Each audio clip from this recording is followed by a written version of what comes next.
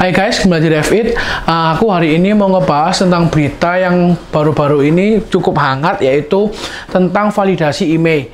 Kita tahu beberapa bulan lalu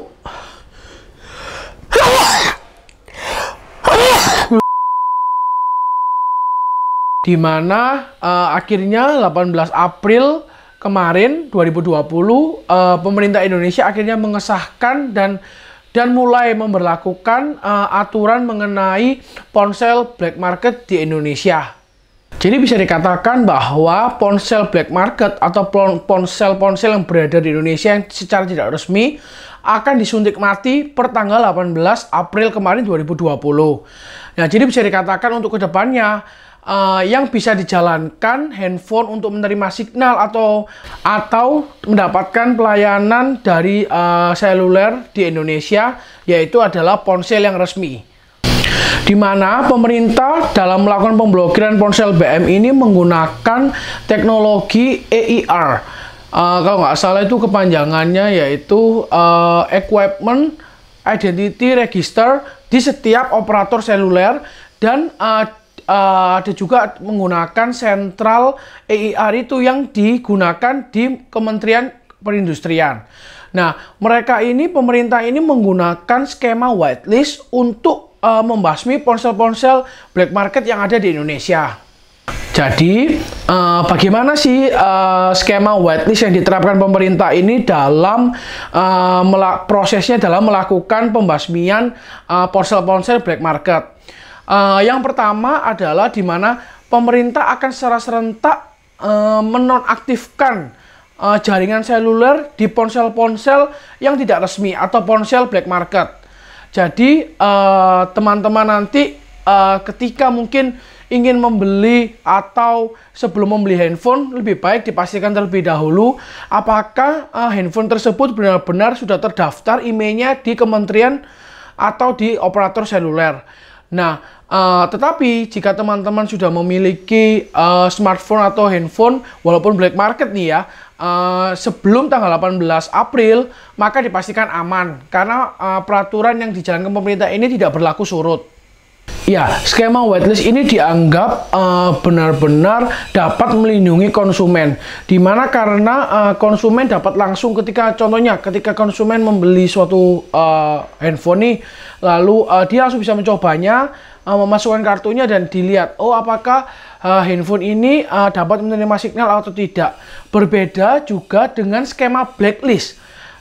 Jika skema blacklist diterapkan, maka mungkin banyak akan merugikan konsumen yang ada di Indonesia. Karena kalau skema blacklist itu di mana konsumen membeli HP-nya terlebih dahulu, lalu mencobanya, ketika 1-2 hari ke depan setelah membelinya, barulah terlihat apakah handphone tersebut dapat digunakan atau tidak. Untungnya, hebatnya juga pemerintah menerapkan whitelist ini sehingga konsumen tidak sampai dirugikan ketika membeli smartphone. Dan jika mungkin teman-teman membelinya di tempat-tempat yang off store, mungkin lebih mudah ya, karena teman-teman bisa mencobanya langsung. Lalu jika teman-teman tidak mengetahui caranya mengecek email itu gimana, teman-teman hanya cukup untuk memasukkan kartu teman-teman di smartphone yang mau dibeli, lalu dilihat apakah handphone tersebut dapat mengeluarkan jaringan signal. Tetapi jika tidak dapat mengeluarkan jaringan signal untuk beberapa waktu ketika mau membeli, bisa dipastikan HP tersebut tidak akan bisa digunakan setelah tanggal 18, karena mungkin itu HP yang belum pernah aktif sebelum tanggal 18 April, dan otomatis HP tersebut juga bukan HP yang legal alias black market. Ya, untuk kali ini saya sangat setuju dengan aturan yang diberlakukan pemerintah dalam membasmi ponsel black market yang ada di Indonesia.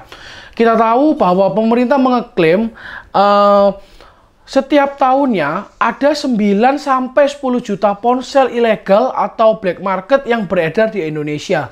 Dan pemerintah mengalami kerugian sampai 3-5 triliun untuk tiap tahunnya. Itu angka yang sangat luar biasa menurut saya. Nah, dimana jika diteruskan secara terus-menerus dan tidak dibasmi seperti ini, bisa saja banyak sekali produsen-produsen smartphone lokal yang ada di Indonesia bakal tutup untuk 1-2 tahun ke depan, karena kita tahu jika ponsel ilegal masuk, otomatis pabrik-pabrik yang membuat komponen-komponen lokal untuk smartphone yang beredar di Indonesia maka pasti akan berkurang, karena kita tahu banyak orang pasti lebih suka beli ponsel black market karena harganya pun cukup menggiurkan ya. Selisihnya bisa 2-3 juta tergantung brandnya.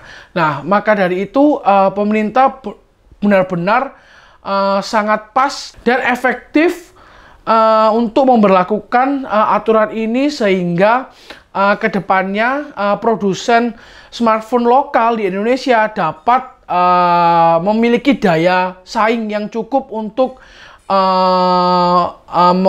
mengikuti arus ekonomi yang ada di Indonesia di industri smartphone. Ya, untuk teman-teman yang mungkin sekarang khawatir, oh ponselnya gimana nih, aku beli black market dan lain-lain, gampang. Kalau pokoknya ponsel teman-teman atau smartphone teman-teman sudah digunakan, sudah aktif sebelum tanggal 18 April 2020, pasti bisa dikatakan aman, bisa digunakan sampai kapanpun.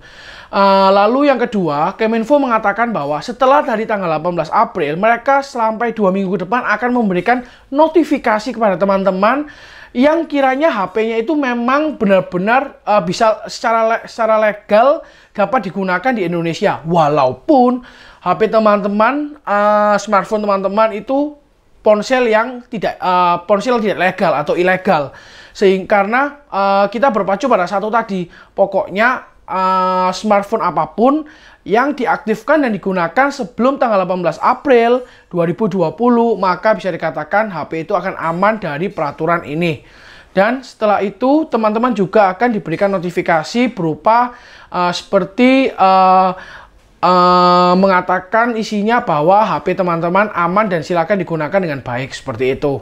Ini saran saya untuk kedepannya, teman-teman jika ingin membeli smartphone, lebih baik belilah di tempat resmi yang bersegel resmi, bergaransi resmi juga, sehingga kalau terjadi apa-apa dengan smartphone tersebut, teman-teman tidak dirugikan dan juga dapat pelayanan yang maksimal untuk setiap pelayanan yang ada. Oke, kalau gitu sekian pembahasan menurut saya mengenai peraturan IMEI yang kemarin 18 April 2020 telah disahkan. Kiranya informasi ini bisa membuat teman-teman tidak khawatir dengan smartphone yang dipakai sekarang ini. Terima kasih, sampai ketemu di video selanjutnya. Thank you.